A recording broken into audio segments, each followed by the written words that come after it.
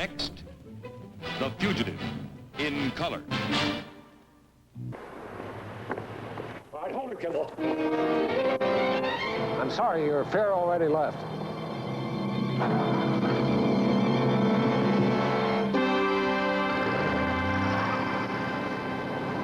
Come on. Hands behind you. Rod, for the first time, I feel I'm really close to something. It had to happen someday. You knew that. I'm sorry. You just ran out of time.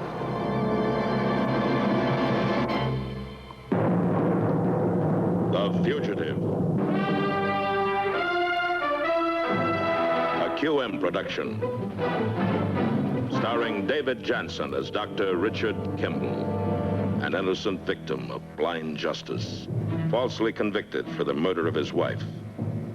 Reprieved by fate when a train wreck freed him en route to the death house.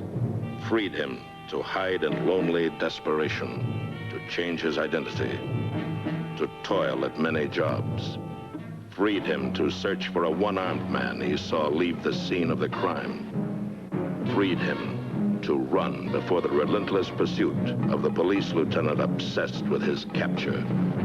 The guest stars in tonight's story: Richard Anderson, Joseph Campanella, Michael Constantine, Jacqueline Scott, and special guest star Diane Baker, also starring Barry Morse as Lieutenant Philip Gerard. Tonight's episode, The Judgment, Part 1. Brought to you by Noxzema, maker of famous Noxzema medicated skin cream, fabulous CoverGirl medicated makeup, and glamorous new CoverGirl lipstick to complete the CoverGirl look. And Bel Air cigarettes, where you taste the light touch, just the right touch of menthol. Bel Air, Bel Air, Bel Air.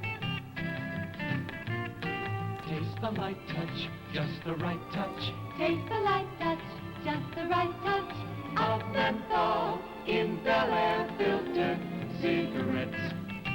Taste the freshness in Bel Air, a freshness you've never tasted before in a menthol cigarette. Taste the light touch of menthol Just the right touch. with the right filter. Bel Air, Bel Air, Bel Air. Remember, with Bel Air, you get the same famous coupons you find on Raleigh cigarettes. Cigarette? Oh, thanks. Raleigh.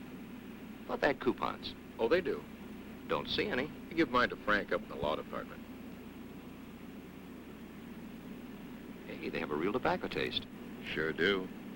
That's why I smoke them. Get valuable Raleigh coupons on Raleigh, filter tip, plain end, and on light menthol Bel Air.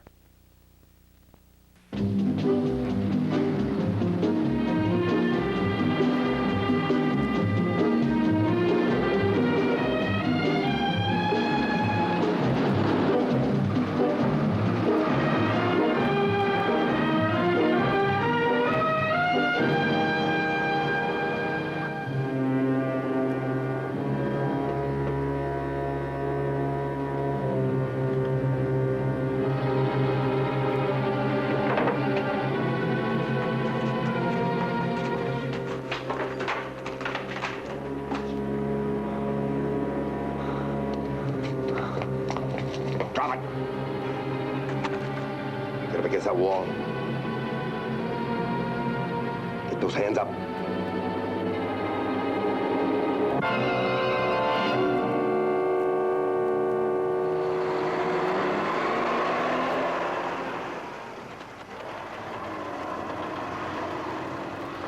Davis, you drop this one. Get right on the semi that just came in. Taking it to L.A. tonight.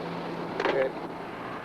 How long can a man search before the search destroys him? To Richard Kimball, working for a trucking firm in Tucson, Arizona, defeat has never seemed so mockingly near. Months have passed, and the trail stays cold. There is no trace of the elusive hope he seeks. But sometimes hope lies no further than the next truck.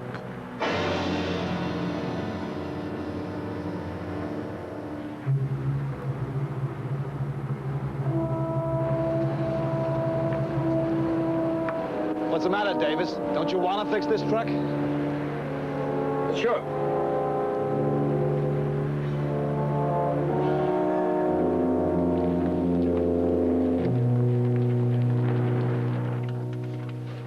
Frankly, Captain, it's not the year's hottest story, and we ran it once. I've done it twice, Nat, and I owe you a bigger one. How come the LAPD is so anxious to publicize its capture of a one-armed transit who broke up a crummy bar? How come? We're just a bunch of egomaniacs. All right, you'll tell me sometime.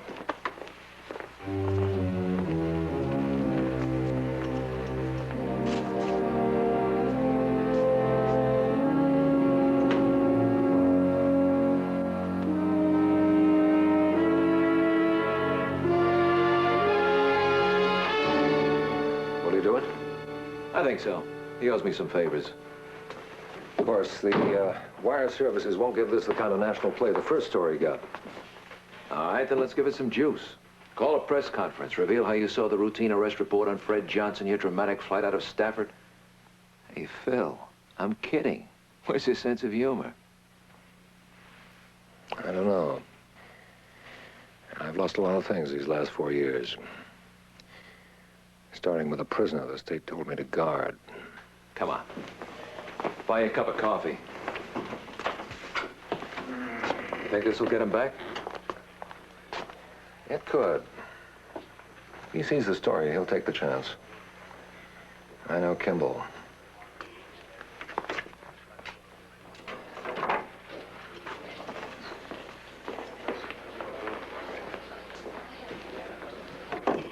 Carlisle, if one of you court stenographers could only teach me how to play this thing, why, I could astound my friends and neighbors. Not a chance, now. Now, hands off. All right, it's pathological. But to him, it's real. He's been hounding this man for 4 years. What's the matter? Nothing. I just saw someone I knew. Well, where do you know him from? Stafford, Indiana. Little town with a great big heart. Stafford, Indiana. Stafford. The Kimball case. Of course, the doctor that murdered his wife. They said he did. Gene, is that the cop? Is that the one that's been chasing him, Gerald? Gerard. Yeah. No, it all makes sense.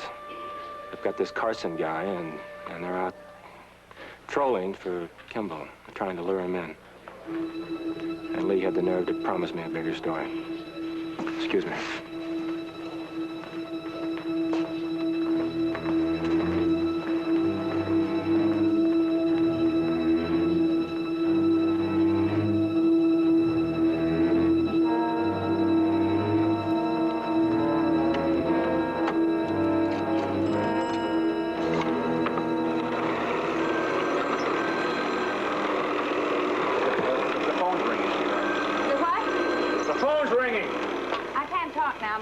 Answer the phone. Hello? Oh, yes, I'll accept the charges. Hello? Jean? Oh, it's Jean Carlisle. Well, what? How are you? Oh, I haven't seen you for years. 5 or 6, I guess, not counting Christmas cards. Well, are you still in Los Angeles? Well, of course you are. The operators... Do you have any way of contacting your brother? With Richard? Why? The papers had a story the other day about a one-armed man who was arrested here. Uh-huh. The wire services picked up the story and, well, Richard might have seen it. Well, if he did, he's probably headed your way right now. Donna, I do a lot of work at L.A. Police Headquarters. Lieutenant Gerard is here. Oh, yeah, Dick should know about that. I'll try to get in touch with him. Take my number and call me back. I'll call you back.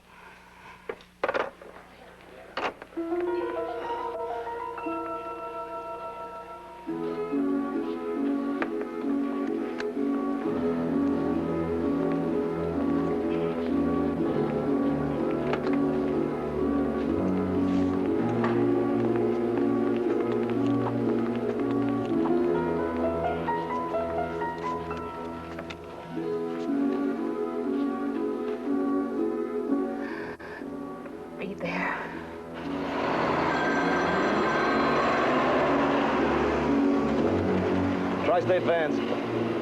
Davis? Sorry, he picked up his pay about an hour ago. Gave me 15 minutes notice and some story about a sick uncle in L.A. Yeah, he hitched a ride one of our trucks. Don't mention it. Just don't let me see him around here again. Let's see, the area code for Los Angeles is 213. It's a good thing I make enough money to support your telephone habit.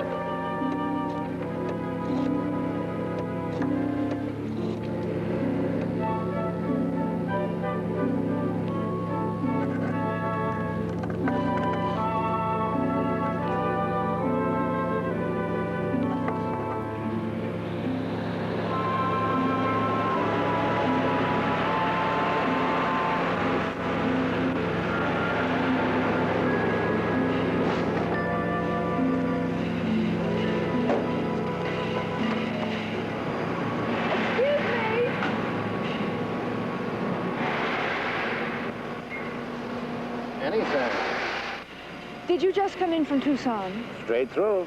If I'd known you was waiting for me, I wouldn't have stopped for breakfast. You didn't have any passengers, did you? You a company spy or something, honey? We can't carry passengers. Well, a man who worked for your company, Frank Davis. That's who you're looking for? Yeah, do you know where he is?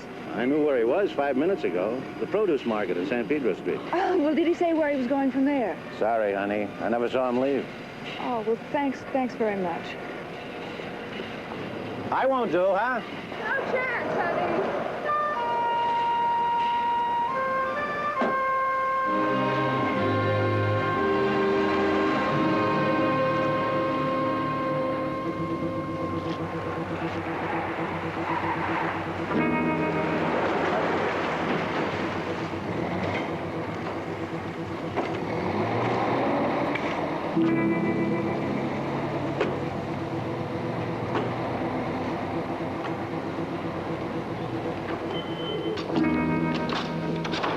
Excuse me.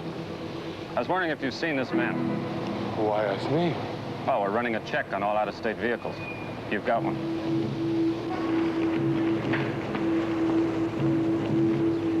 I was wondering if this Fred Carson might be the guy I'm looking for. He owes me some money. What's your man's name? Johnson, Fred Johnson. At least that's the name he gave me. Hold on a minute. See if they're getting the trace. He may not even be calling from town. And we ought to know that, too. Keep stalling. I'm sorry. We can't find where he's ever used the name Johnson. Could you give me some kind of description? Well, he's about 6 feet. 210, maybe 215 pounds. Dark hair. Right arm is missing. Could be him, I guess. You got anything else to pin it down? No, thank you.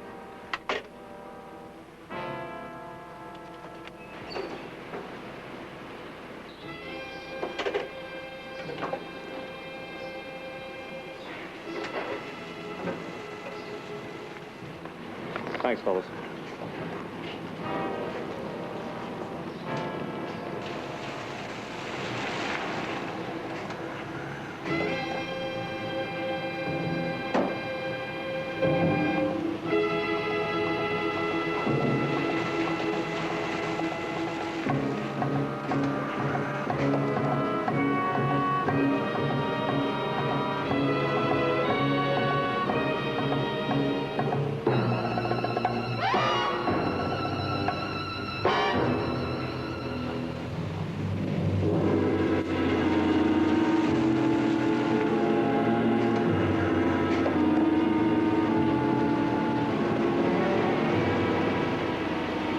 Kimball, you don't remember me? I'm sorry. Ben Carlisle's daughter. Jean? Jean. Come on. I talked to Donna.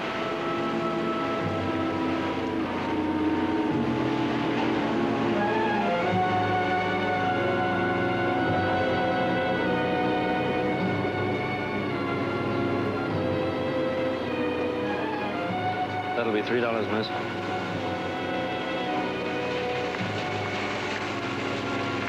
Thank you.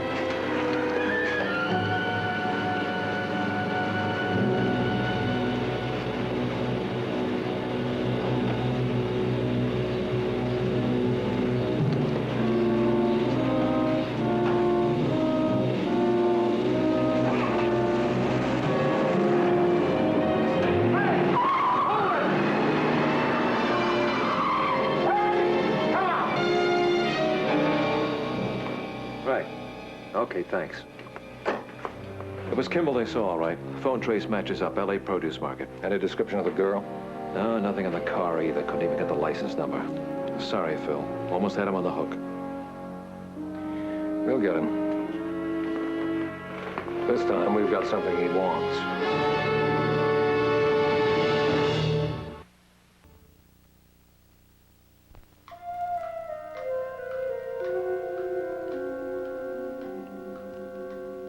Soap can add 5 years to your looks if it dries your skin. How would you like to blow a few years away? You can. Just wash your face with cream instead of soap. Noxzema, the washing cream that does more than wash. It helps skin look younger 3 ways. Noxzema cleans like soap without drying. Leaves skin looking clean and young. Washes off with water. Softens without grease. Leaves skin looking soft and young. And nothing helps skin look clear and young like medicated Noxzema. That's why we say, show us a pretty complexion, and we'll show you a Noxzema girl. Noxzema girls aren't all young.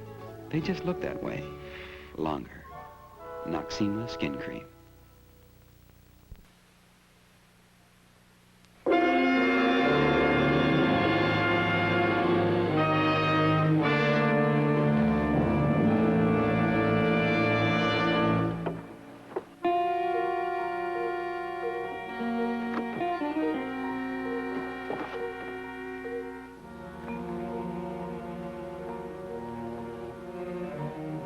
You know who I am, don't you?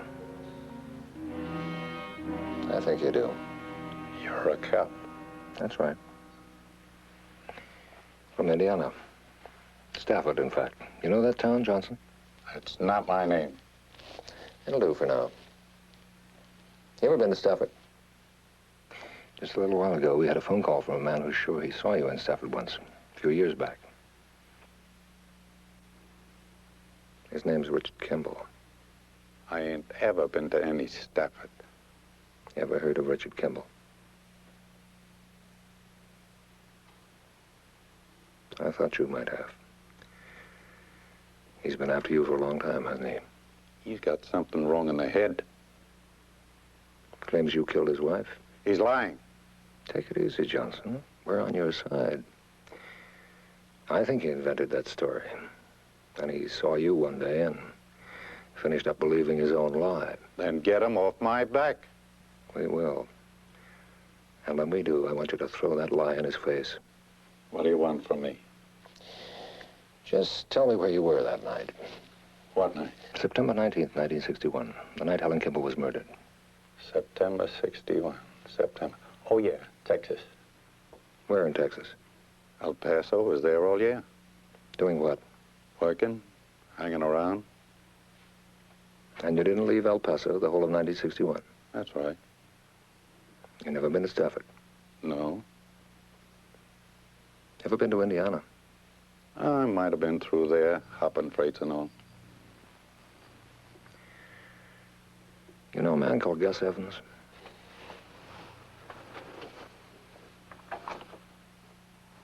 Never heard of him. That's odd. FBI says his fingerprints match yours. They're wrong. Using the name Gus Evans, you took a job as a night watchman for an electronics firm.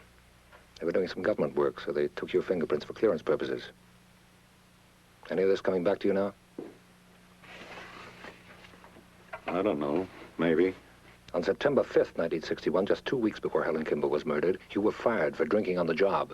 So what? So that plant was located in Indianapolis, just 75 miles from Stafford. I told you I've been through there. You told me you didn't leave El Paso all year. I got confused. You're lying. No. Just forgot, that's all. You forget about Stafford, too? Never been there. But you've been through Indiana. But you never left El Paso, and you never heard of Gus Evans. You got me all mixed up. Tell the truth, Johnson. That way you won't get mixed up. I don't have to answer any more questions. Did you kill Helen Kimball? I want to see a lawyer. Why did you lie? I don't have to talk to you. Did you kill Helen Kimball? Phil.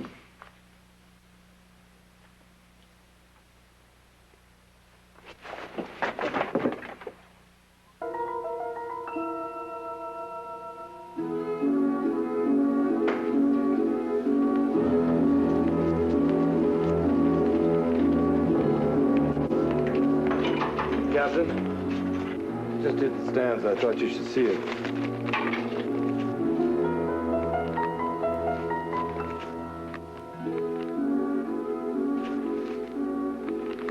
I'm afraid you've been dragged out of the background, Phil. All right. We'll use it.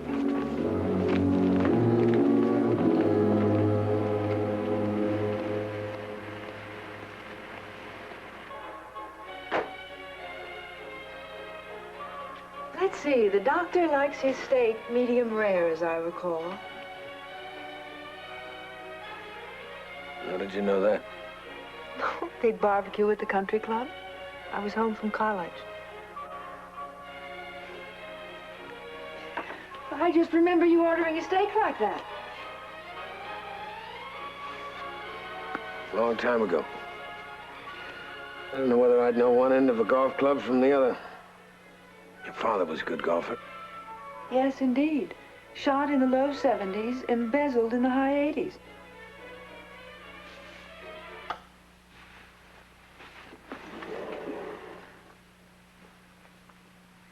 I read about his death. Yeah, in prison.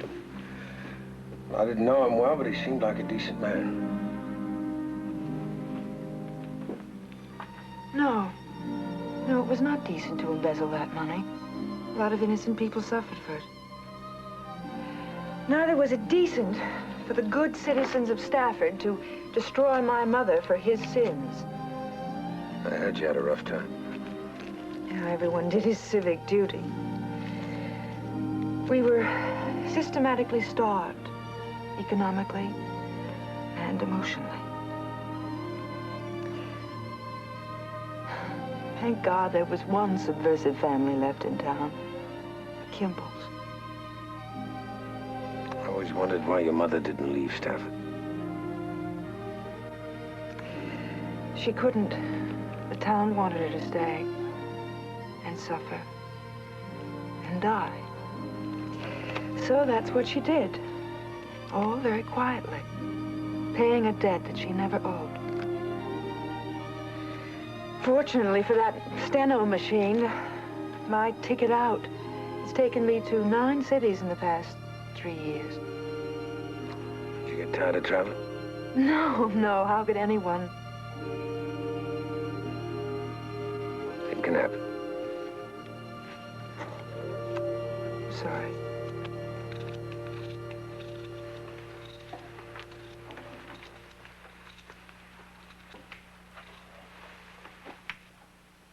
And they've promised a full-scale investigation no later than next month. In other local news, Los Angeles may be the hiding place of a long-sought fugitive from justice. Tom Devlin has the story at police headquarters. Where is Richard Kimball? That is a question that has haunted an Indiana policeman for almost 4 years now. Today, that lawman, Lieutenant Philip Gerard, arrived in Los Angeles to continue the hunt and to make a dramatic offer. First of all, Lieutenant, what makes you believe that Richard Kimball is in the Southern California area? Because Fred Johnson is in custody here. But there was never any evidence that Kimball's story about a one-armed man was true. Well, have you anything to support it now? Is Johnson the man? Perhaps this is not the place to discuss the evidence, but if Kimball gives himself up, we will make every effort to ascertain the truth. Now, Lieutenant, will you please tell us just one more thing? Well, don't you want to hear the rest? It's been on the news all day. You know, it seems like such a one-sided bargain, giving yourself up. Maybe the only chance I have. Maybe I can make him talk, or... I doubt it. Well, then what am I doing, Jean? Why chase him 10 times across the country? I'm tired. I'm tired. Your steak's getting overdone.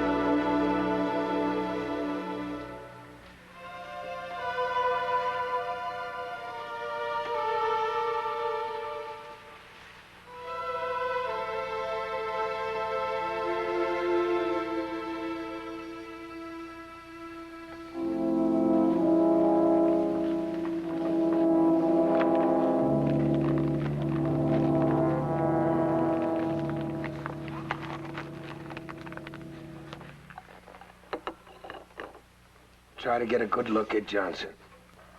Make sure the picture in the paper isn't a plant. Make sure they really have it. You didn't get much sleep last night, did you? A little. Are you coming into headquarters? I haven't made up my mind. I think you have. Jean. Don't. Look, I paid some dues. That's all there was to it. Okay? Okay. Thank you.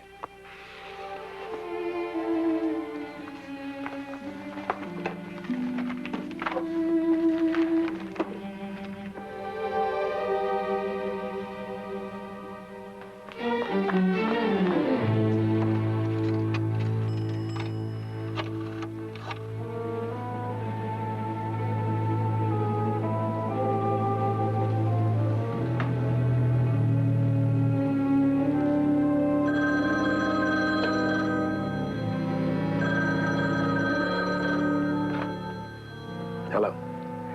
He's still here. The picture was on the level. Find Gerard. Tell him I'm coming in. Tell him I don't want to be picked up on the way. I'm coming in voluntarily. I'll tell him. And Dick. Never mind.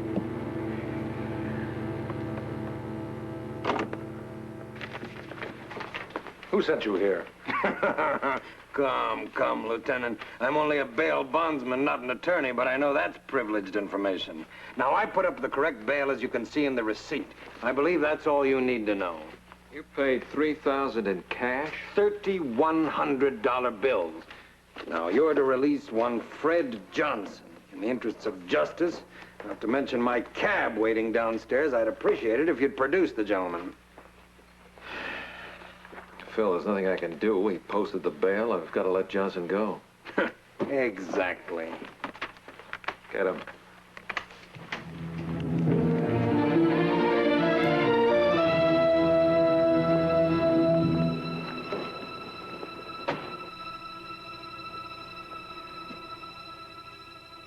Where to, mister? Civic Center, police headquarters.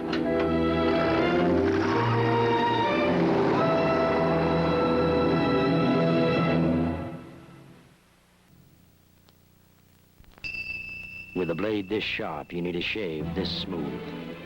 Soft stroke by Menon, the lubricated shave.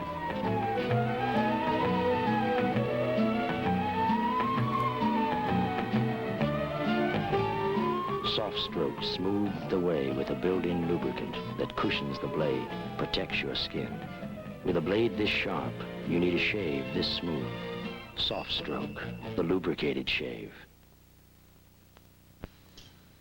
We promised to make this fast. Nobody likes to talk about deodorants, but really there's an important reason for talking about Menon push-button deodorant. Spray for spray, today's Menon push-button delivers more of the protective ingredient than the aerosol deodorant you're probably now using. This protective ingredient is actually what you buy a deodorant for. Menon push-button gives you more in every spray. We made it. The Fugitive will continue following station identification.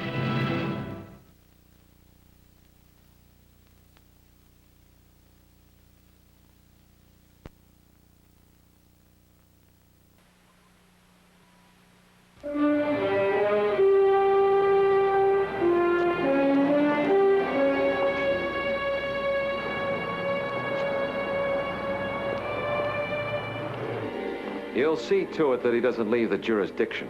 I assure you, my client has no desire to make a $3,000 contribution to the state of California. Good day, gentlemen. I want a 24-hour watch on Johnson. Phil, don't worry. If Kimball tries to contact him, we'll be there.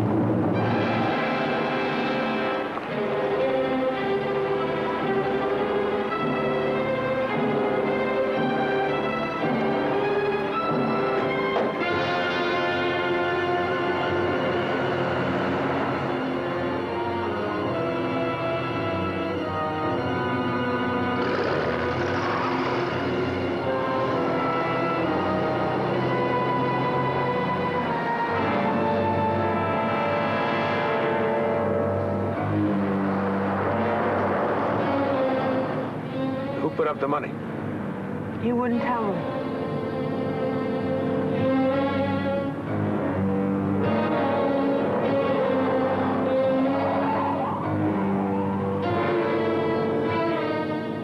Don't stay too close. I seem to keep getting you involved in all this. No. I keep getting me involved. Those dues you think you owe me, Jean, they've been paid. You know what, Richard? I don't think it's really dues. Not anymore.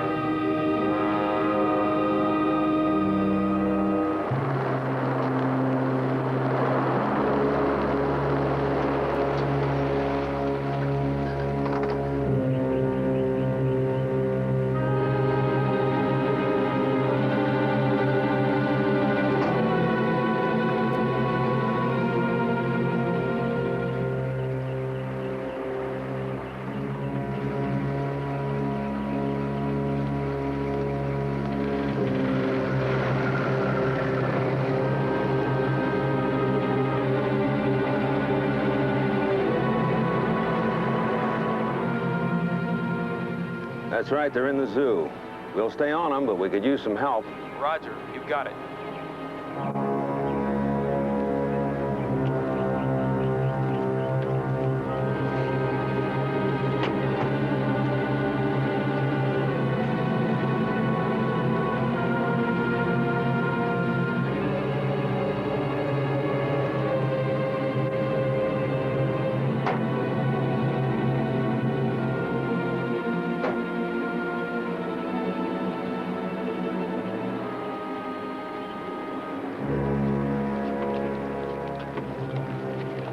Don't you worry about them. I can't hear a thing. I'll go back to my office and talk just as soon as a friend of mine makes sure it isn't bugged.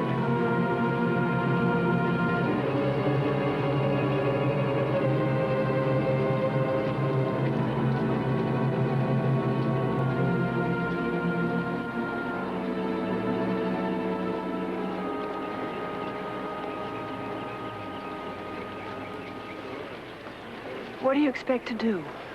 I have to talk to that bail bondsman. But how? I don't know.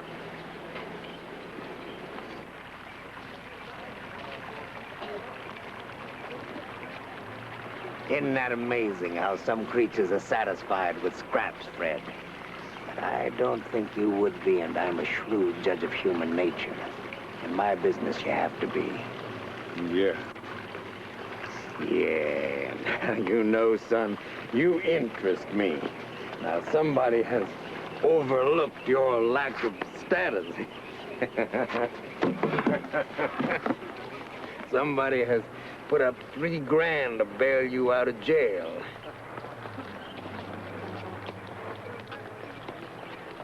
I don't want you to come back. What do you mean? I mean, there's another 1,000 for you if you jump bail. My client's instructions. $1,000? Give me it. Not quite yet. I told you, I want to know why somebody thinks you're that important. Who cares? Give me the money. Give me the money. Give me. You sound like a greedy child, Fred. I need the money. Sure you need the money. But wouldn't you rather have more? Say, 50,000. Who knows how high the pot may run? What are you talking about? Oh, Fred. Fred, I've got a name and a location. You've got the reason why he hired me. Now, if we pool our information, who knows what we might come up with. We're just gonna have to trust each other, Fred. I'll think about it. You do that, Fred, and I'll go get some refreshments. But, Fred, think big.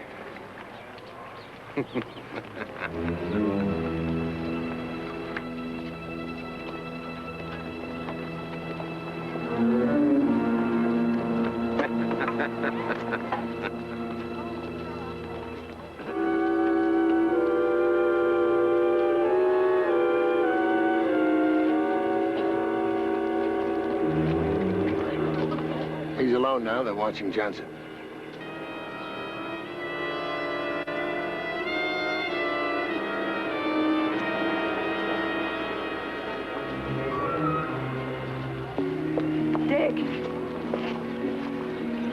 2 men behind us. They're from the department. I think you should wait.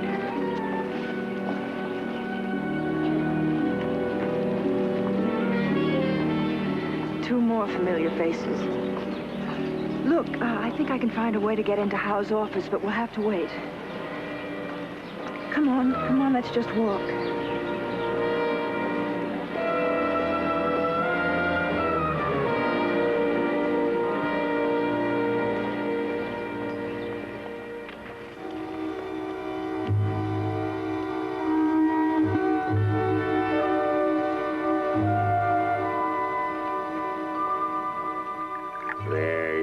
Fred.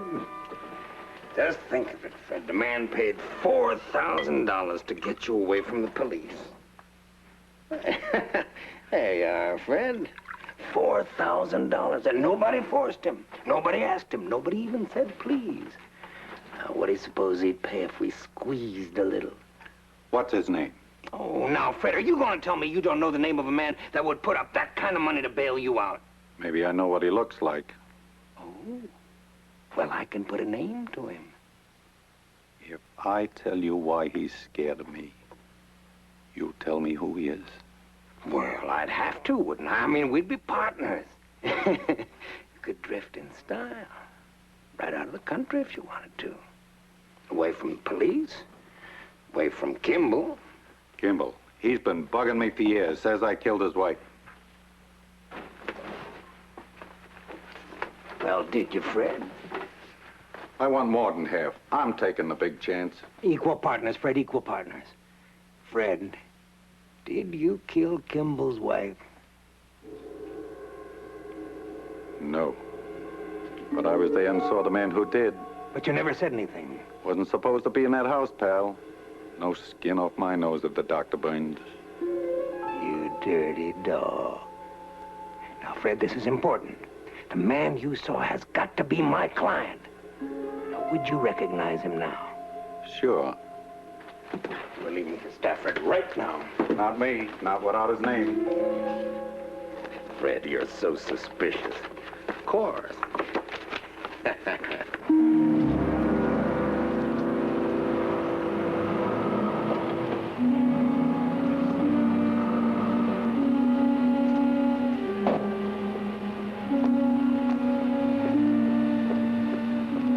Hey, Jeannie. Hi, Dad. You just parked here trying to pick up some girls? Well, it's a nice night for it. Well, if I see any, I'll tell them you're here, okay? What do they get you, working nights? Well, a little moonlighting, you know. Gotta pay off my yacht somehow. Hey, I'm late. I gotta get going. Okay, I'll see you.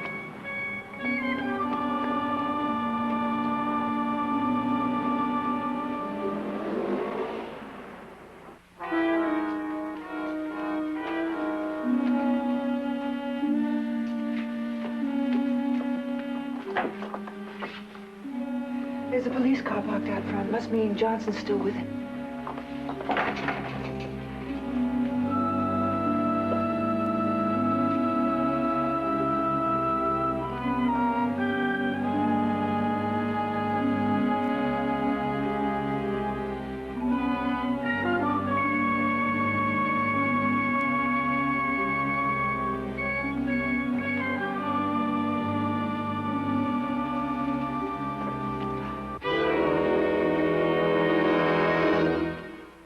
Shut the door.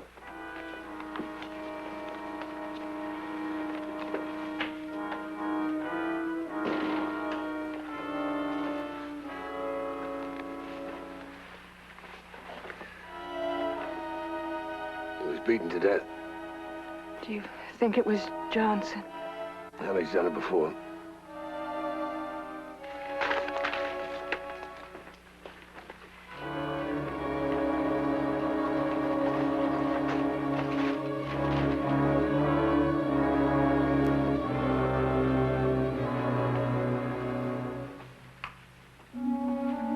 He had an attaché case with the profile folder of Johnson. That doesn't seem to be it.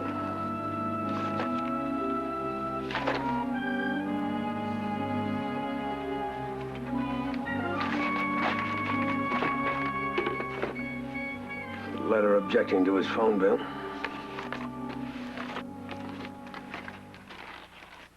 this? Let me see.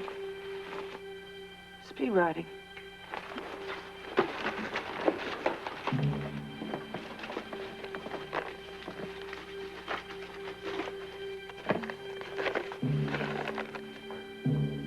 Dick, the first word is Johnson. What else? 3,000. The bail. Oh. And the next, let's see. Stafford. It says Stafford. Go on. Let's see. And there's a name. Could be the name of the man who put up the money. Leonard. That's it, Leonard.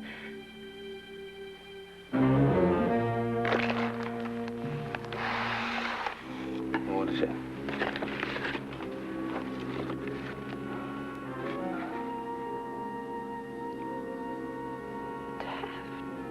Taft. It's written right there. Dick, he's your own brother-in-law. You can't think. I don't know what to think. No. No, he couldn't have.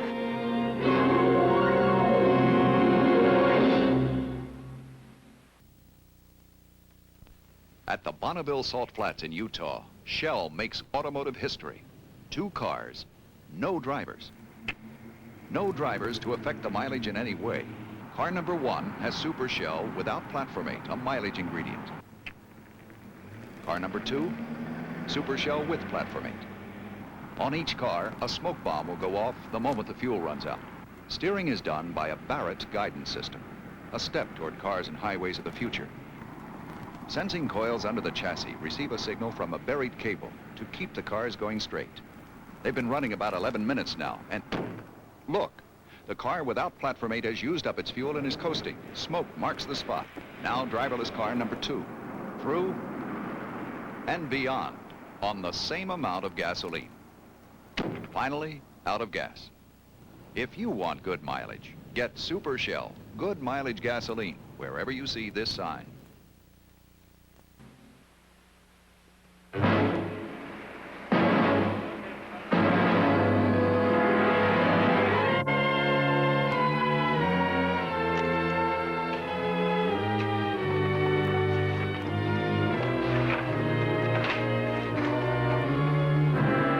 Oh, we've got the APB out on Johnson.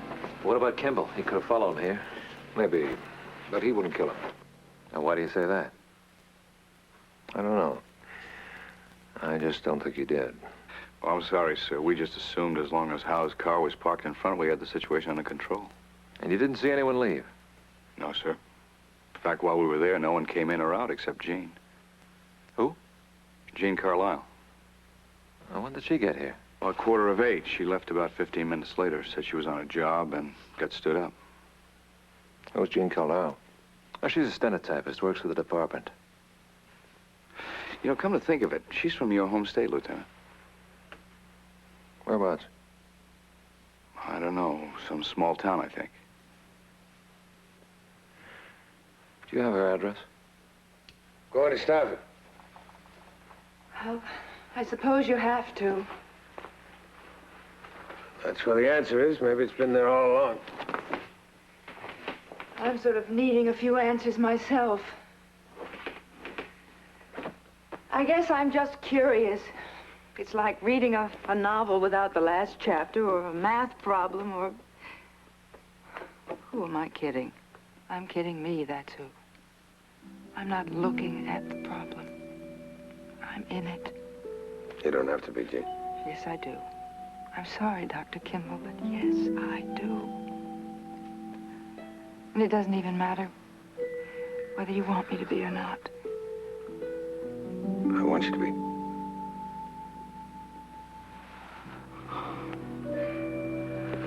Now, practical. You'll need a car. Take mine. What if I'm caught? Well, you can say you stole it, but you won't be. All right, I'll take it as far as San Diego. No, but you... Then I'll get a bus. No arguments. Yes, sir. I'll get word to you somehow. Hard to believe that Len's mixed up in this, but...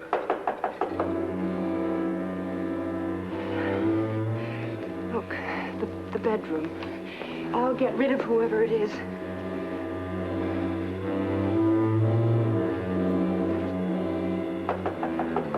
Just a minute.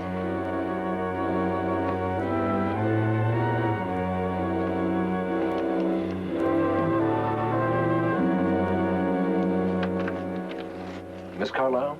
Yes? I'm Lieutenant Gerard. May I come in?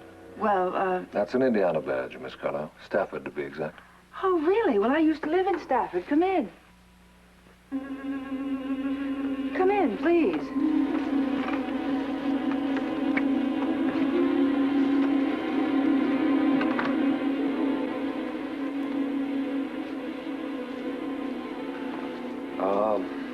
I understand you were working tonight, Miss Carlisle.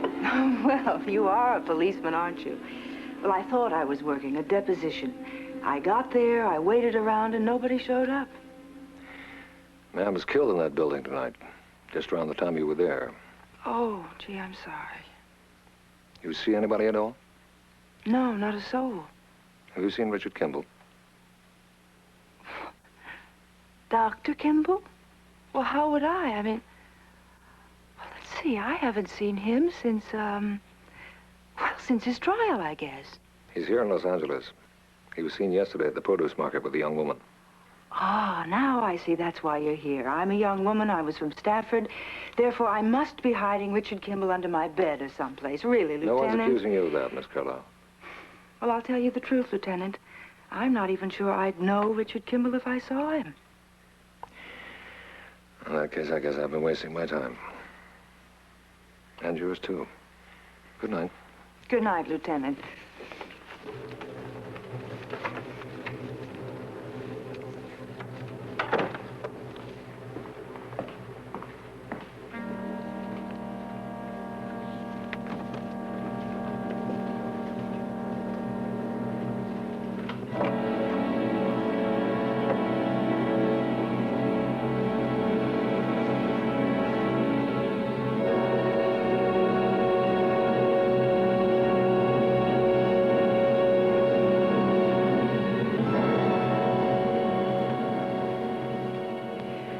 He still suspects something. You've got to get out of here. Is that backed up? No.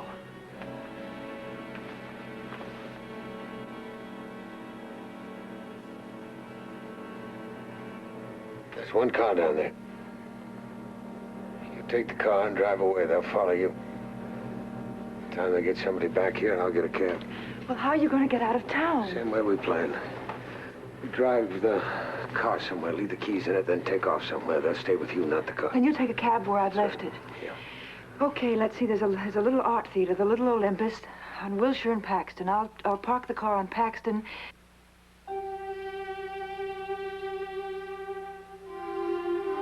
guess I'd better call the cab.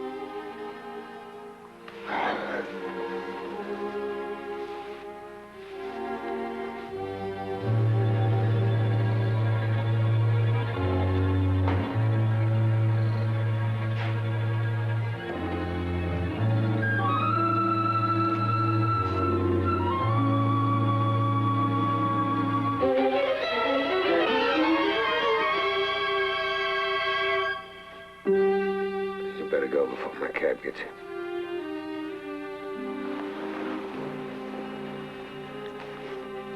Oh, Dick, I'm going to see you again. Yeah, come on.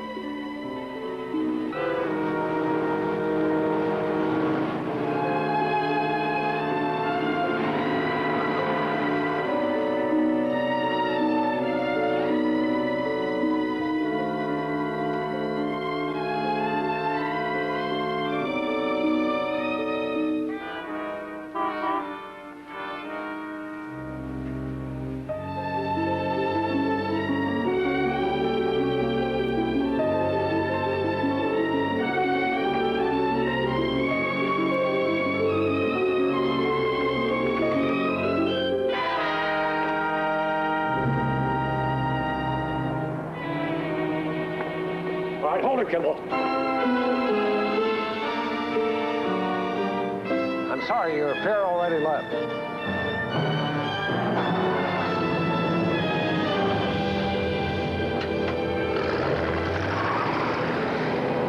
Come on. Hands behind you. Rod, for the first time, I feel I'm really close to something. It had to happen someday. You knew that. I'm sorry. You just ran out of time.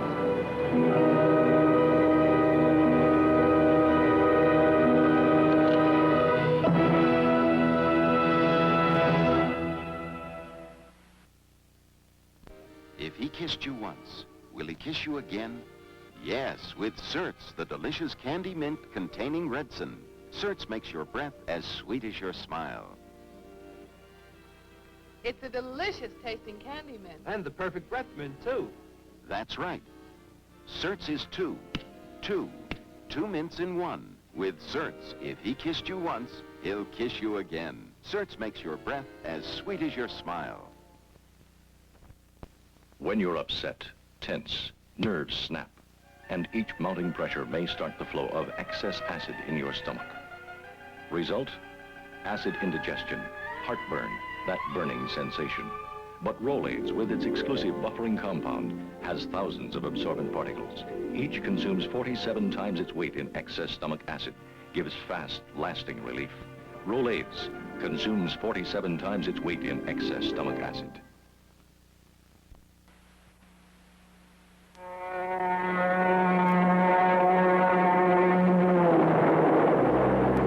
A free man, Fred Johnson, boarded a train that will take him east to Indiana, to Stafford.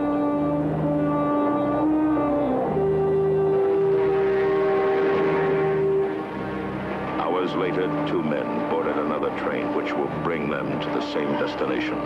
For one of these, the moment of arrival will be one of grim and long-sought triumph. For the other, his homecoming will mark only one more stop on his way to a destiny decreed in a court of law 4 years before. Richard Kimball is on his way home and to an overdue appointment with death.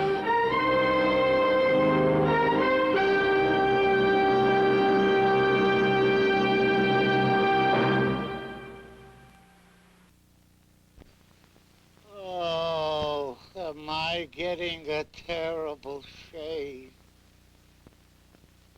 Oh, am I getting a terrible shave? Here, Henry, stop that moaning. Oh, am I getting a wonderful shave? Oh. What happens when a little water meets a little heads-up hair groom? Love. Heads Up mixes with water. You get water's clean look with the staying power of hairdressing. And you just add water to combing again. Isn't love wonderful?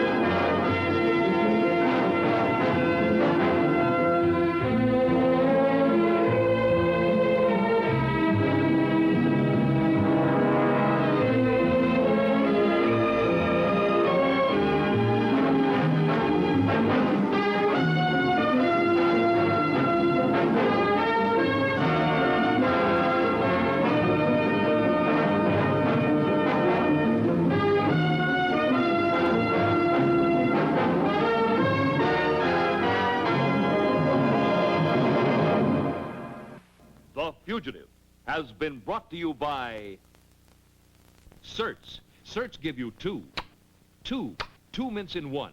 Delicious candy mint, perfect breath mint. Be certain with certs. Help your post office deliver the mail by using zip code on every address. Mail moves the country. Zip code moves the mail.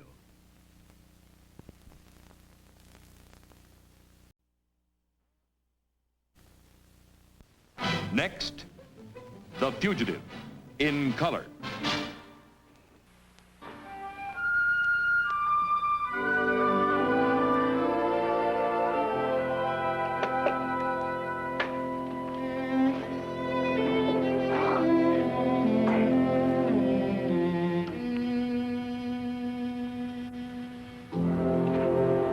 Oh, Miss Carlyle? This is Dr. Richard Kimball. See, Miss Carlyle told me once that she wouldn't know Dr. Kimball if she saw him. Lucky you arrived when you did. Dr. Kimball and I have to be leaving shortly. The Fugitive. A QM production. Starring David Janssen as Dr. Richard Kimball, an innocent victim of blind justice, falsely convicted for the murder of his wife. Reprieved by fate when a train wreck freed him en route to the death house. Freed him to hide in lonely desperation, to change his identity, to toil at many jobs. Freed him to search for a one-armed man he saw leave the scene of the crime. Freed him to run before the relentless pursuit of the police lieutenant obsessed with his capture. The guest stars in tonight's story: Richard Anderson, J.D. Cannon, Jacqueline Scott, and special guest star Diane Baker.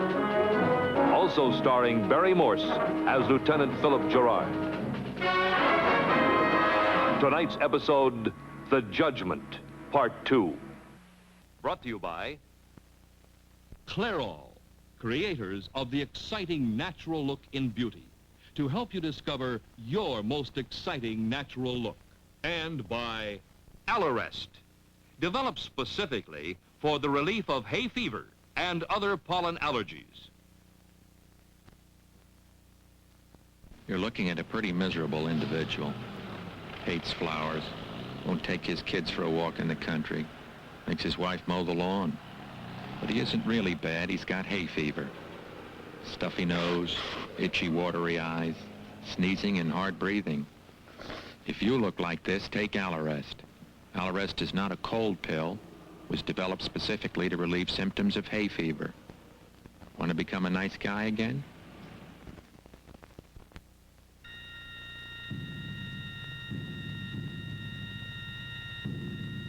You're having all your new in-laws over for dinner. You're tense. So tense you actually start to perspire. Why didn't you use new fresh spray? It's got the ingredients that aren't in most spray can deodorants. The ingredients that really check nervous perspiration. Next time, get new fresh spray. You may need it.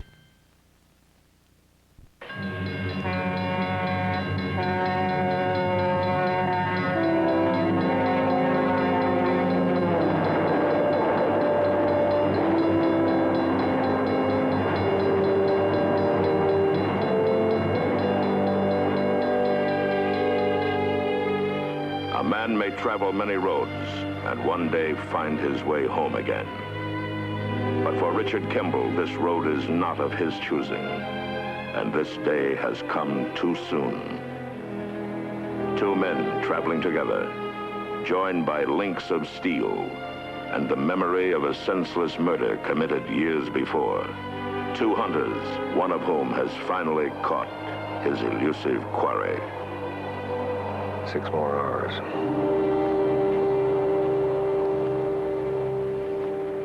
There's no point in asking you again, is there? No, I'm afraid not. I don't need 3 days, only 24 hours. That's all. Look, all I can give you is the same promise I made when you agreed to waive extradition. I'll keep the story of your arrest out of the papers. Anyway, I doubt if your one-armed man is even in Stafford. Johnson's in Stafford. I know that. All you can be sure of is that somebody put up $3,000 to bail him out of jail. That somebody's in Stafford, too. You found that scrap of paper in the bail bondsman's office. Just said Len Taft, Stafford, your own brother-in-law. Now, do you really think you put up that money? No, I think somebody used his name. That somebody wanted Janssen out of jail.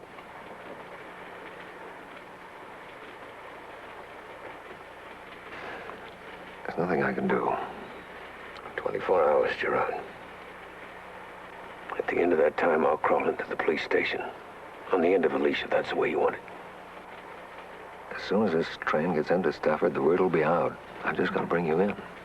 The train makes 3 stops before it gets to Stafford. We can get off at any one of them, take a car, drive in. You waited 5 years. All I'm asking is 24 more hours.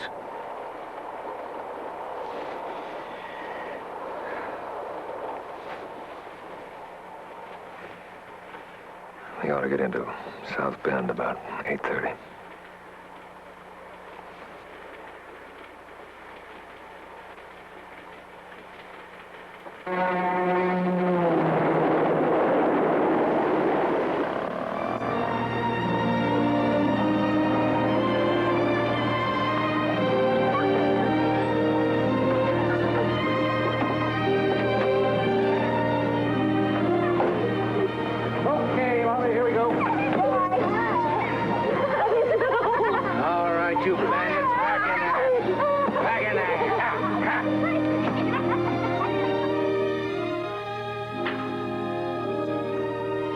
Close the door, Billy.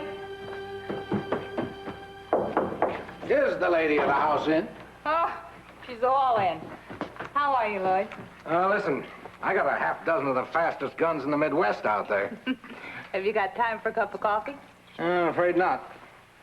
Oh, speaking of guns, Billy's going to be quite a marksman.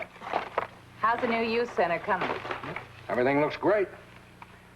You know, when I was in college, I wanted to be the engineer that built the first transatlantic bridge.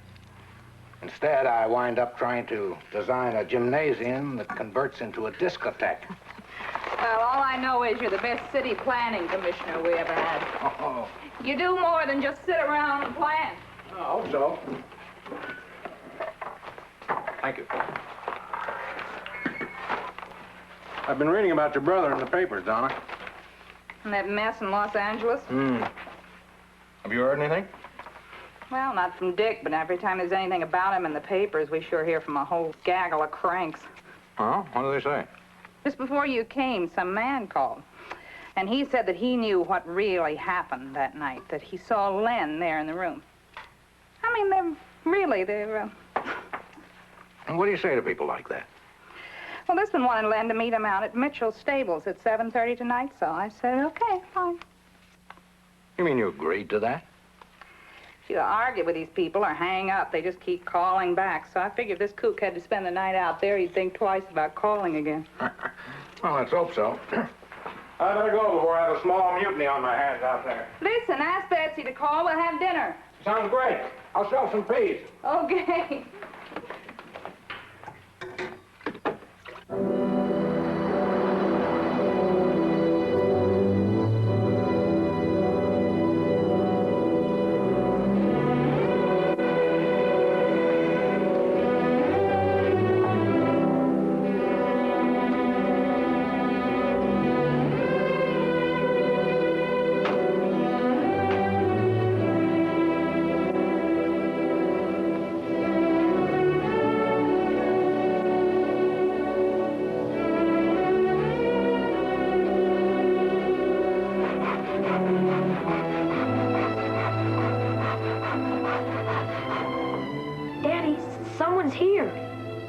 Who is it, son?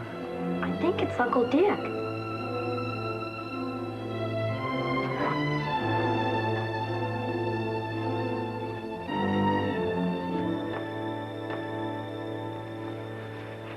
Hello, Lynn. I'm Billy. Dick. Good to see you. I know it looks strange, but I'm in custody. What kind of a sadist are you, Lieutenant? No, Lynn. Get out of here. My wife's going to be here any minute. I'm not going to subject her to this. Len, You having a good time? Enjoying your revenge? If you think I'm enjoying being here, Mr. Taft, you're very much mistaken. He's giving me a chance. Okay, son, why don't you run along upstairs, huh?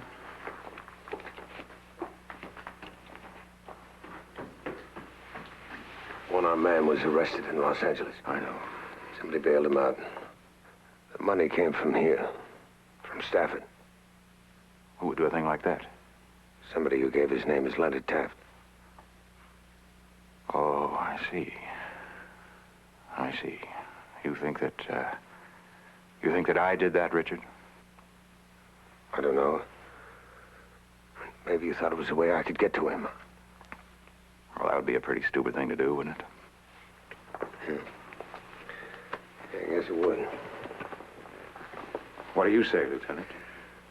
Whoever bailed Fred Johnson out of jail obviously didn't want him to talk. I think you do. Right.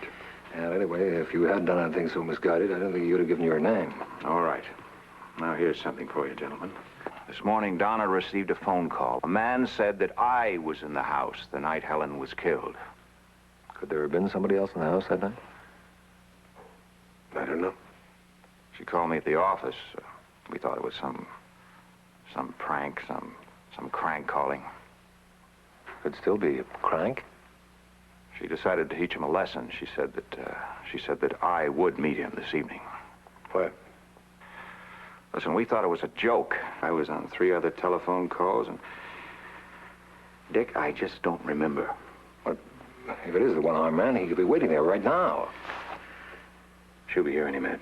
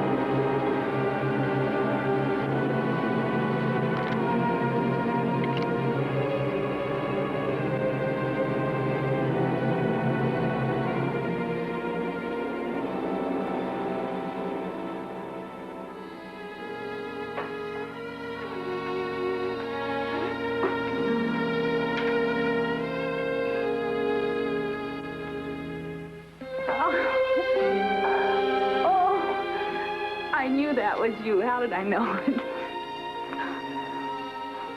Sis, you got a call this morning from somebody who said he saw Len there that night. Where did he want to meet him? Out at the old Mitchell place at 7:30.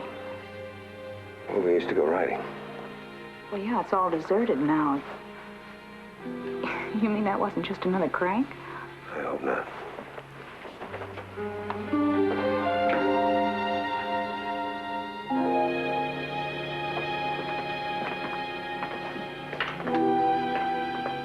Mrs. Taft?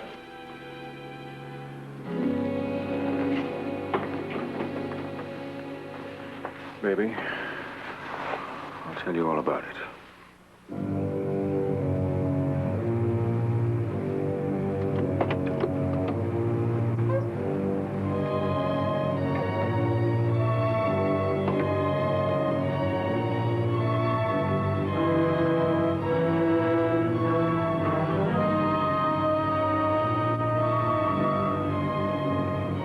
Hello?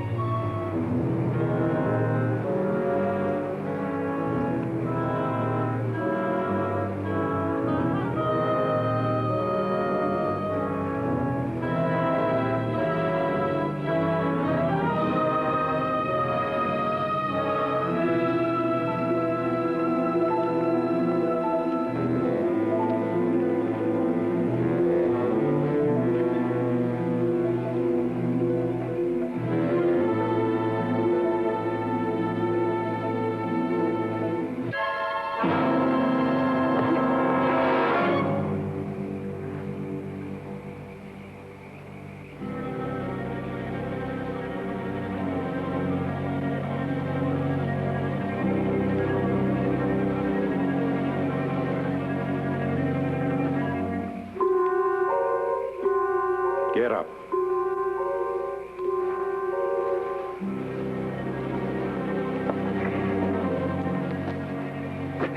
Yeah, you're the one.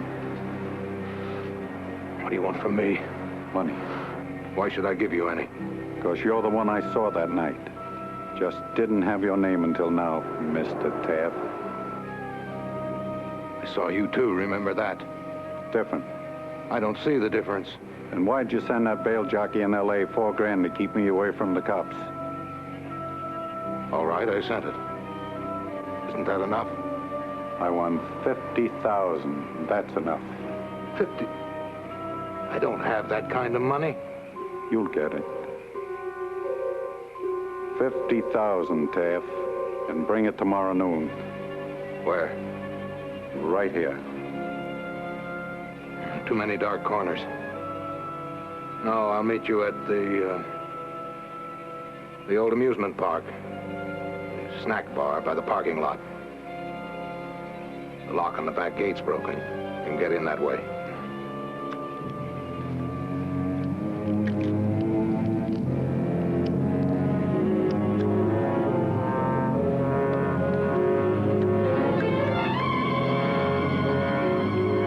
$50,000, Taft, and no more of this.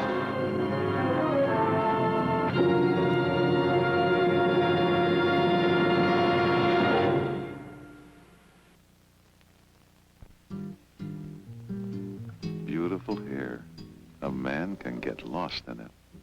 Shining, well cared for. It adds more to a woman's looks than any other feature. So when the beauty of your hair is threatened by the sun, over-bleached or dried out, if swimming leaves it dull, limp, split at the ends, you need Condition by Clairol. Condition, the beauty prescription for troubled hair, actually makes your hair feel stronger. Not a hairdressing, but a lasting, corrective beauty pack treatment.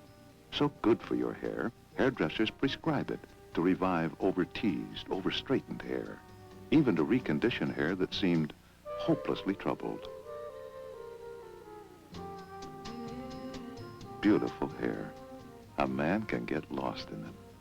Make it beautiful, keep it beautiful, with Condition by Clairol, the beauty prescription for troubled hair.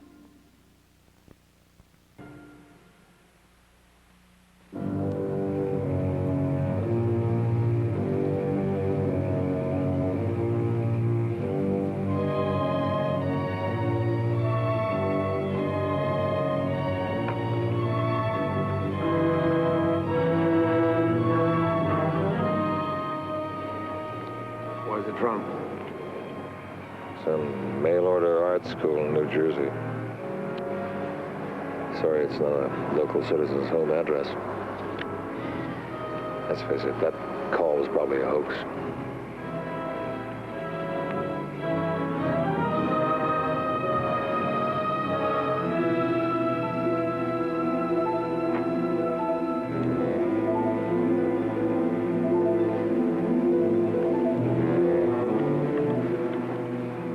It's a hoax?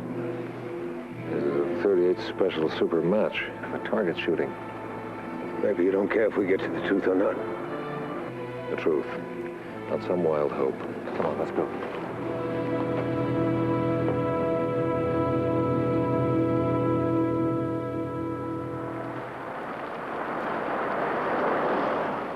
Somebody had to be in the house.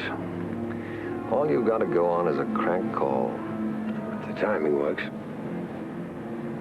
2 days ago, Janssen found out the name Leonard Taft from the bail bondsman. And Leonard gets a call that sounds like the start of some sort of blackmail. Yeah, but Taft wasn't at your house that night, so... Unless you've got some idea who could have been. Had to be somebody that knew us well enough to use Len's name as a cover. A neighbor dropping in? A friend? It was late. Anyone she talked to, a girlfriend, relative, anybody. Nobody that would have just stood by and let me die. You'd be amazed how many good people might do just that. Of course, possible she could have called somebody. Well, she could have. Helen had the phone company keep track of all our toll calls for tax reasons. she called anyone, there might just be a record. Can we find the bills? After all, it's 5 years ago. Donna's kept some of our things in the basement. Yeah, it's a long shot, the whole idea. That's what I need about now, wouldn't you say? Frank, I realize it's sudden. Don't you think I know that? And I wouldn't call if I didn't absolutely... I told you, it's a business opportunity. Some very big boys from the East. A once-in-a-lifetime thing, but, you know, they insist on cash, Frank. Immediate cash. And everything I had went into that Endicott deal. A bank loan would take days, and these boys want to move now. Frank, please. I need it. Neurotic. Don't tell me I'm neurotic. Is that all you have to say to a friend, neurotic? What do you know? You're stupid, Frank. You're a lousy, rotten excuse for a human being.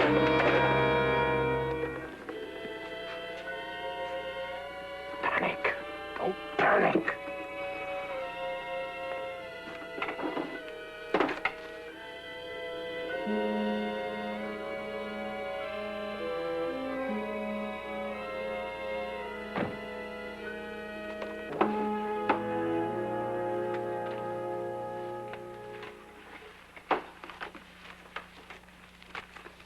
Hello. I'm busy, Princess. Can I help? No. Lloyd, what is it? What's the trouble? Nothing. You know what, Princess? This town stinks. I mean it. You know we ought to get out of this town? Well, Lloyd, you've lived here all of your life. All of your friends are here. Yes, where are those friends when the chips are down? Where are all those guys that made the speeches about me after the war? Told me what a hero I was, how they'd do anything for me. Oh, Lloyd, they've done a great deal for you. Your job at the city, they arranged it, and it's a good job, an important one. Okay. But I mean now. It's a real emergency, and I... What emergency? Lloyd, will you please tell me? Go up to bed, Princess. Oh, well, I'm really sorry, Mrs. Kroner. No, there's nothing wrong. I'll call you tomorrow and explain. Kroner, I guess I called her back about her little boy had a broken leg or ankle something. Yeah, that's Jimmy Kroner. Yeah, I guess that's his name. All-state fullback for Stafford High. Well, that leaves just these two, both disconnected. I'll check them out Monday. You won't extend the deadline? No. What's so holy about your deadline? A man's life is at stake. Donna. I could talk to some of the attorneys in town. Maybe one of them was approached about hiring their bail bondsman. Between now and noon tomorrow, you can do whatever you like. Personally, I think I'd want to spend the time with my family. It's our last chance for that kind of thing. Is that what you mean, Lieutenant? I mean, we have a bargain. Noon tomorrow.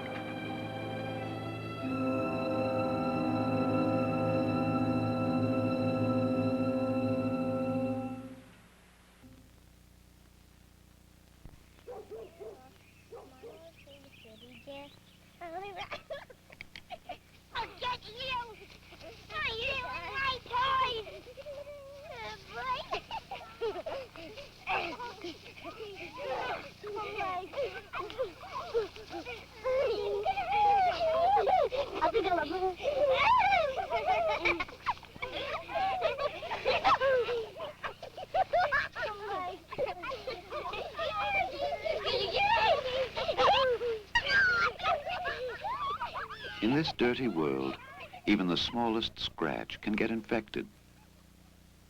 That's why we make the Band-Aid brand shear strip. You can see how it keeps dirt out and lets healing air in.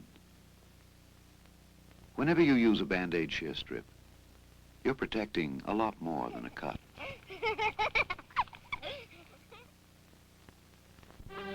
The Fugitive will continue following station identification.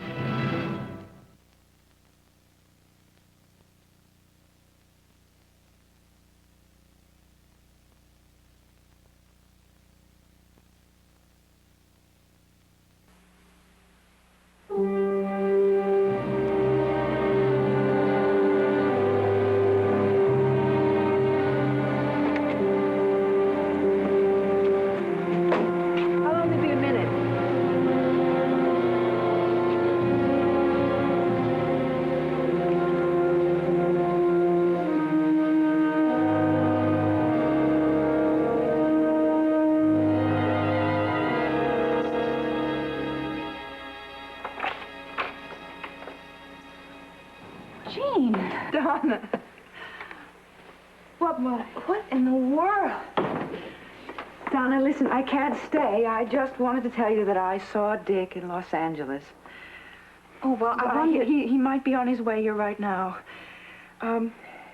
Something happened in Los Angeles. He was supposed to take my car, but he never showed up for it. And, well, I was worried that maybe something happened, that he was picked up, and then there was nothing in the newspapers, and then I checked at police headquarters, and they didn't have anything, and I don't know... Wait a minute. Slow down. Take it easy. But, yeah, but it's been on my mind for such a long time, and...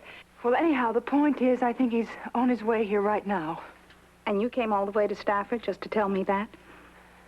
No. I came all the way to Stafford because, well, I don't know exactly. Maybe it's like the sign says, Stafford is the friendly city. Do you, plan to stay? I don't know. I'd like to try. I wonder if my brother had anything to do with your decision.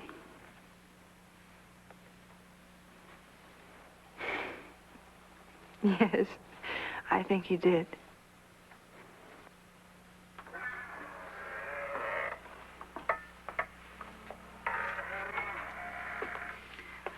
There's someone here to see you.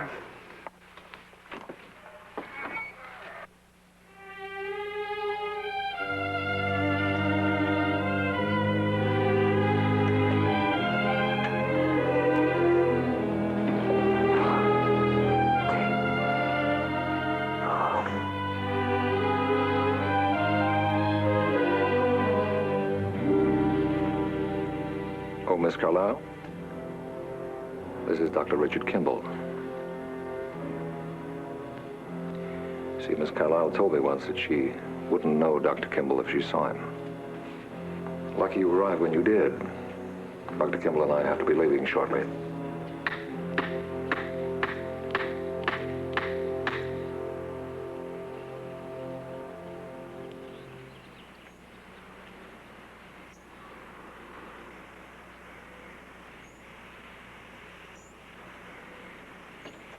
Betsy, don't let those real estate boys try to beat you down. You hold out for $39.5. Well, you'll be handling it, won't you? You know, I've been thinking. My Silver Star should go to the new youth center.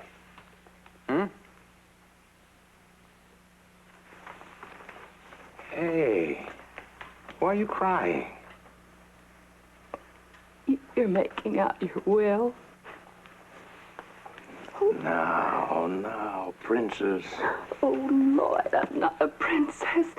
Stop treating me like I was some Victorian nincompoop. Now, Betsy, you know you're not well. Lloyd, don't. For 20 years, you've waved my illness like a flag. It just excuses everything. I'm sorry. That's not true. Oh, Lloyd, I love you. And something terrible is bothering you, and you can't tell me, and you've always told me everything. No. No, I haven't. Then tell me now. 5 years ago, I did something terrible, and it's not over with. I want to know. You know, kid gets put down on the battlefield, and He's scared. He does something he'd probably never do again because he's scared. But they hand him a silver star, call him a hero. He's no hero. Oh, yes, he is. Of course you are. Lloyd, tell me.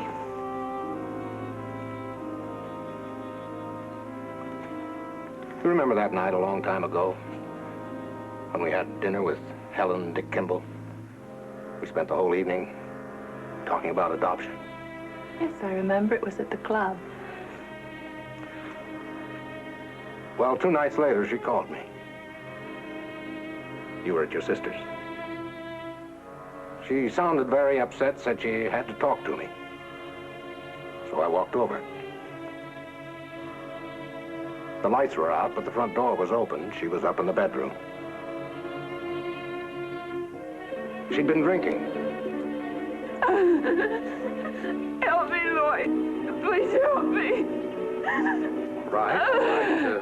Do you want me to try and find him? Well, he just stormed out. I don't know if he's even coming back. I know, you told me that. Oh, I don't want to lose him. Helen. Please, just tell me what you want me to do. Well, maybe I've been wrong.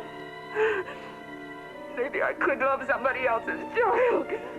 As I told you the other night, Betsy and I have never been happier than since we adopted Timmy. Make me believe that, Lloyd. You have to make me believe that.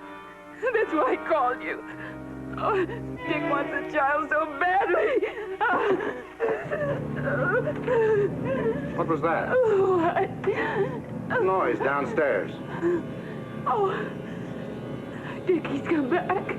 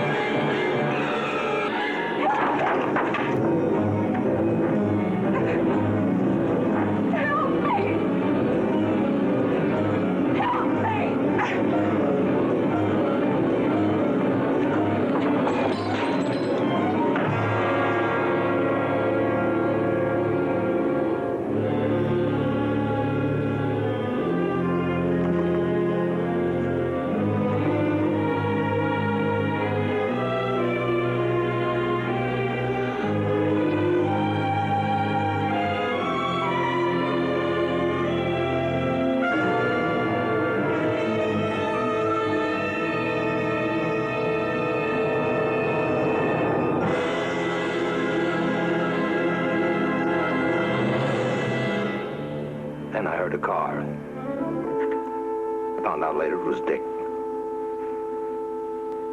Anyway, I guess that snapped me out of it, and I ran out the back way. Why didn't you ever say anything? I never thought they'd blame Dick. I thought they'd catch that man, and that'd be the end of it. Later, when Dick was arrested, by then I'd waited too long. I couldn't come forward. Why not? Well, how would it have looked? In Helen's bedroom, she's murdered.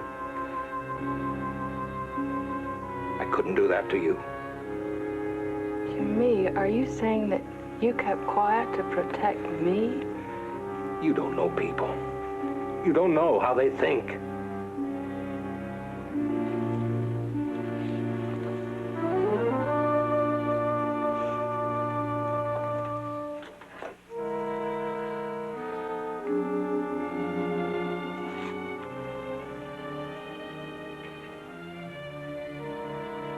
You weren't trying to protect me.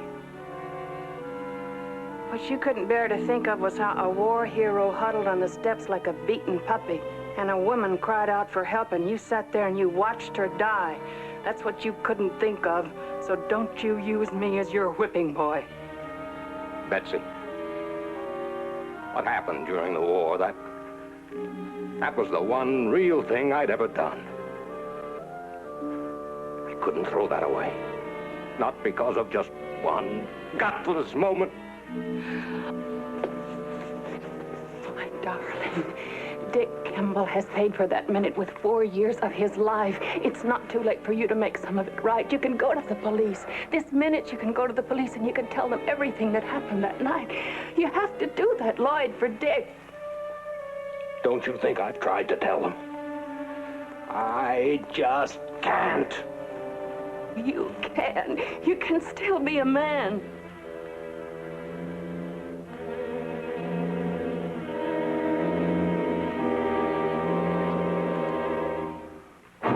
Maybe I can.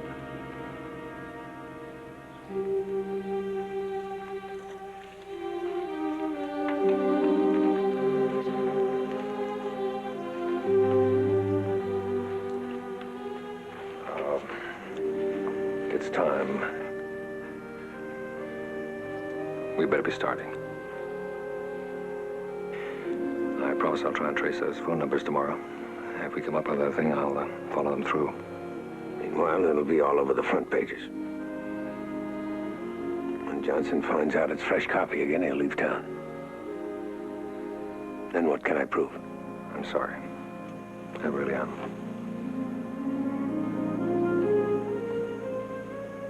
Give me a minute. All right.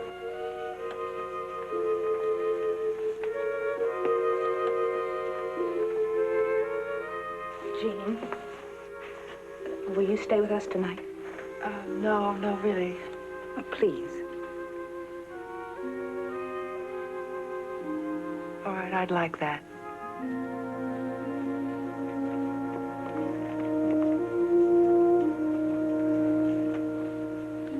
Lieutenant, if you want to use the telephone, there's one in the den.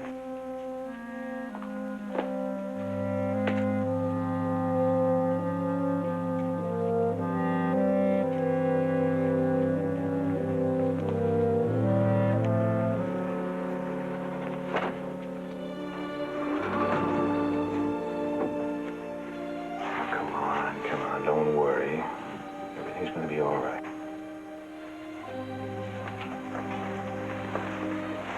Where you going? Oh, I don't know. I guess I could go fix up a room for Jean. I can put Billy in with his brother. You don't have to do that now.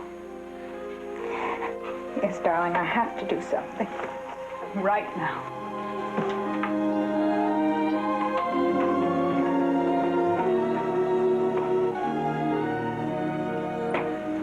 Another day would have killed you, eh, Lieutenant? Mr. Taff, I happen to believe that holding out a false hope is the very worst kind of cruelty.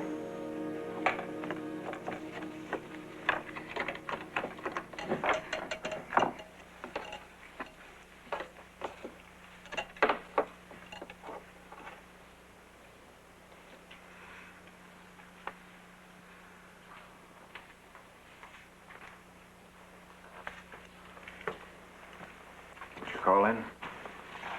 Yeah. And I suppose they'll be breaking out with flags and confetti.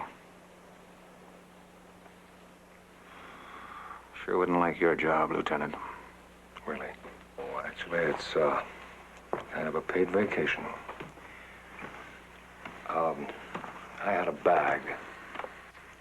It's in the hall closet. Thank you. Why don't you, call your mother about the boys, huh? Oh, yeah, I'll call her. I've got a word or two for Billy, too. Billy? What did Billy do now? Oh, he had this hidden in his drawer under his socks.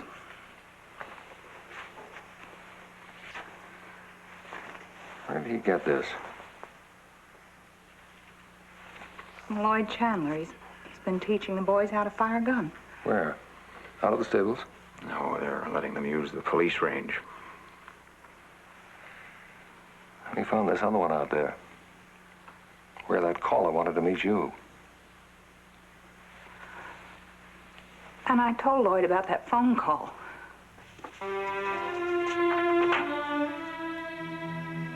Richard.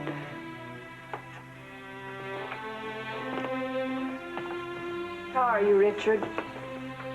All right, Betsy. We'd like to see your husband, Mrs. Chandler. Please help him. He went out to the amusement park. That's been closed down for months now. I know. He went out to kill the man who murdered your wife.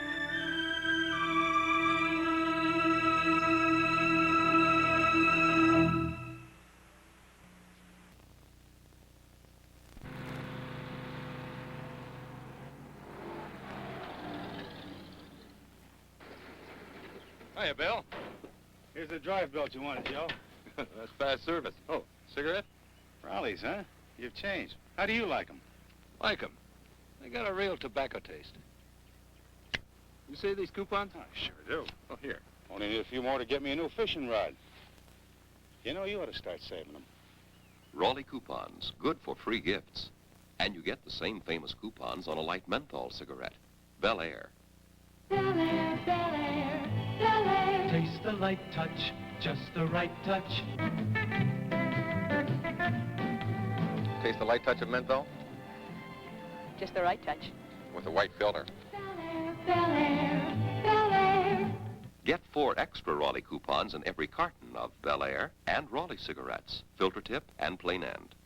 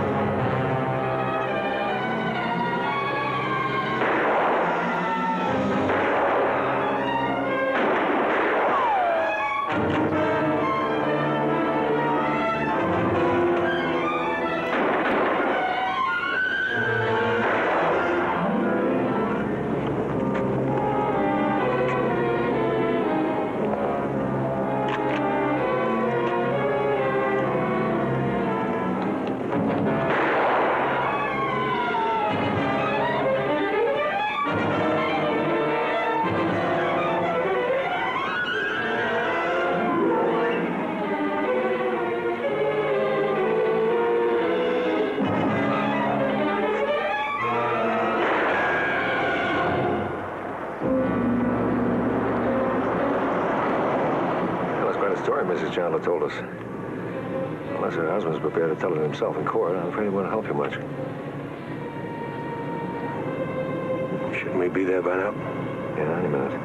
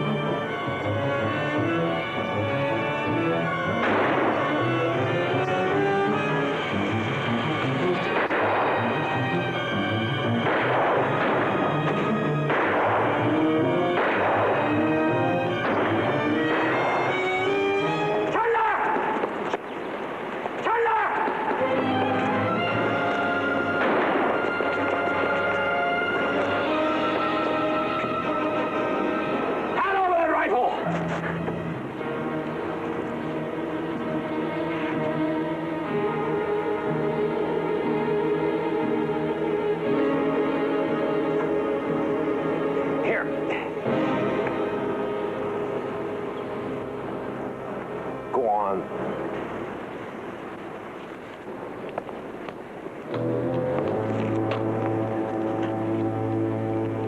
Come on. Help me with this.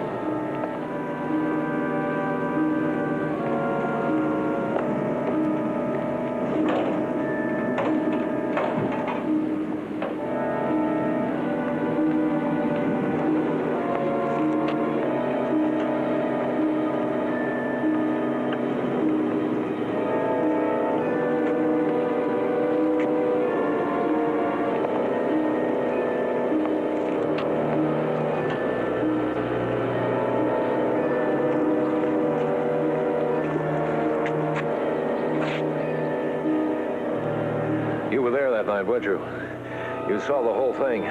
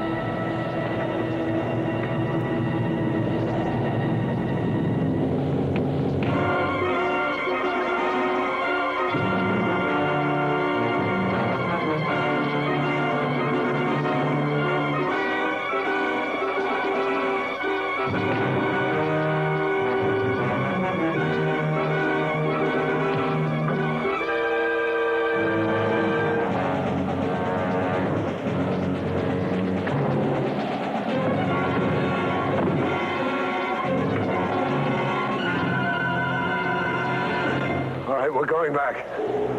You won't shoot me. You need me alive.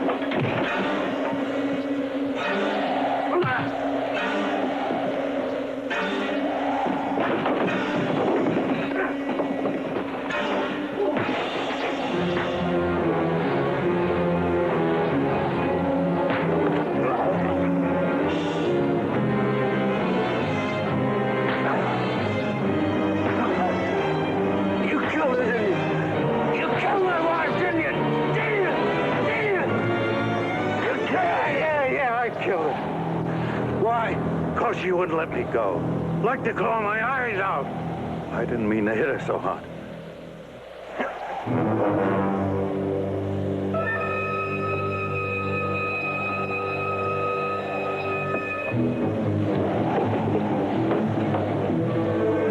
Yeah, I killed her. Now I'm gonna kill you. Won't have to worry about you again no more.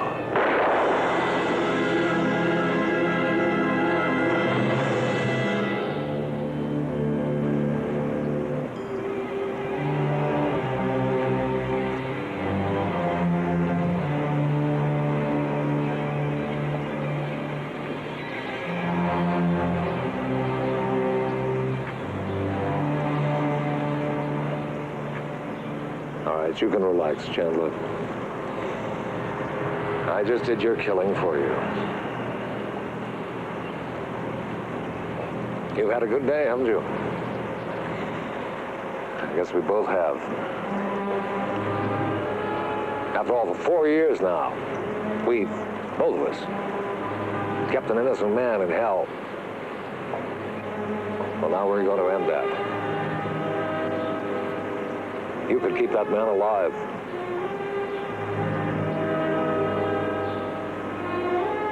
But you won't, will you?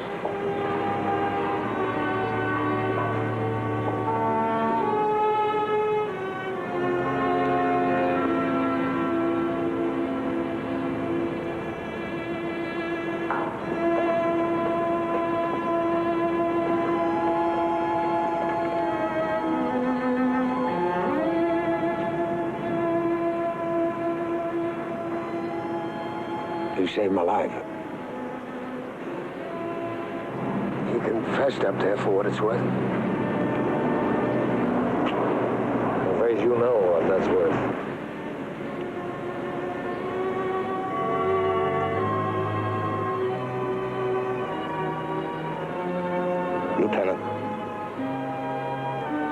Lieutenant, I saw that man, Johnson, murder Helen Kimball.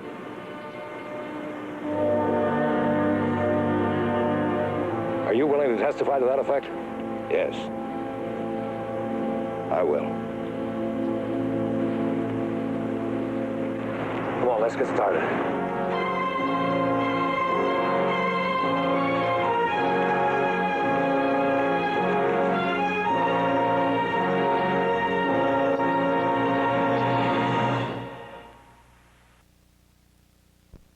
Has anyone ever improved on Bayer aspirin? Made a faster aspirin, a more effective aspirin? Lots of people have tried. They took plain aspirin, made it bigger, smaller. They buffered it, they added extra ingredients. They squeezed it, squared it, flavored it, gummed it, capsuled it, fizzed it, even tried spraying it. They did everything but improve it. Today, there's still nothing faster, nothing more effective than good old genuine Bayer aspirin. It's pure aspirin, not part aspirin. It works wonders for headache, muscle pain, aches, and fever of a cold, for just about anything that hurts. Nothing bigger, smaller, in any size, in any shape. None of them is faster or more effective than Bayer aspirin. Even we can't improve it, though we keep trying. Bayer works wonders.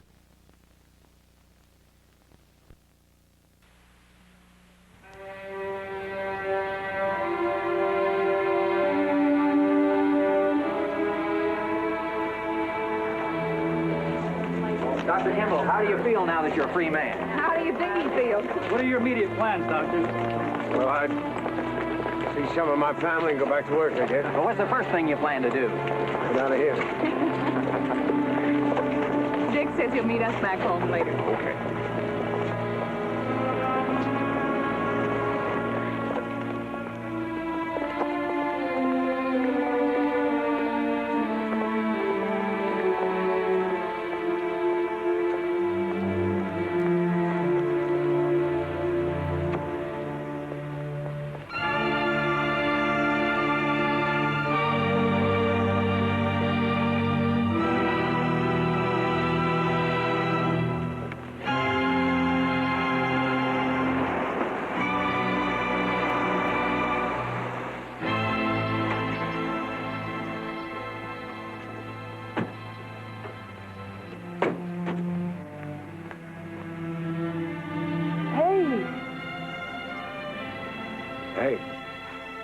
Tuesday, September 5th, the day the running stopped.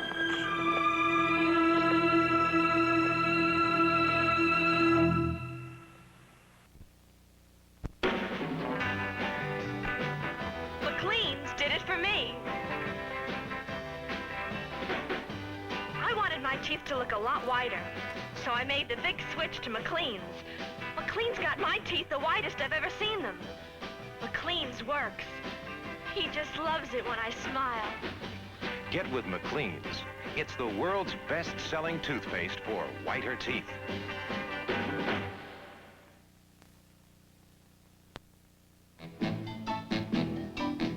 I came back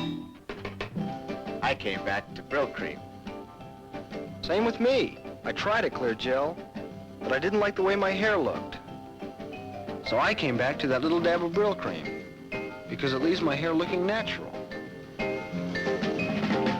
I came back to Brill Cream. And I'm glad he did. Brill Cream, best-selling hairdressing in the world.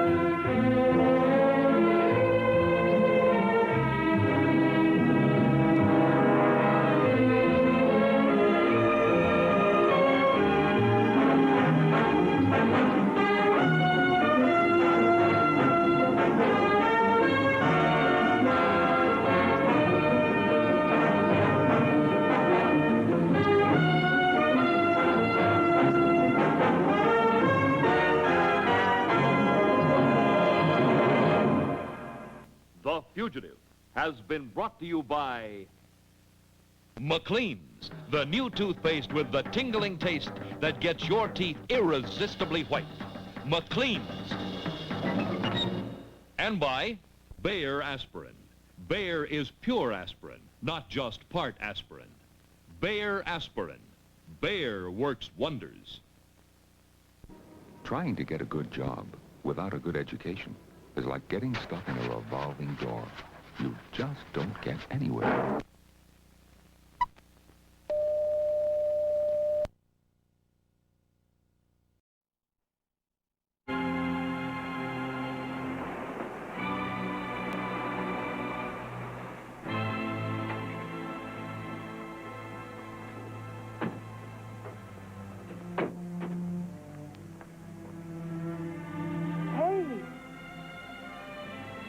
Hey. Tuesday, August 29th. The day the running stopped.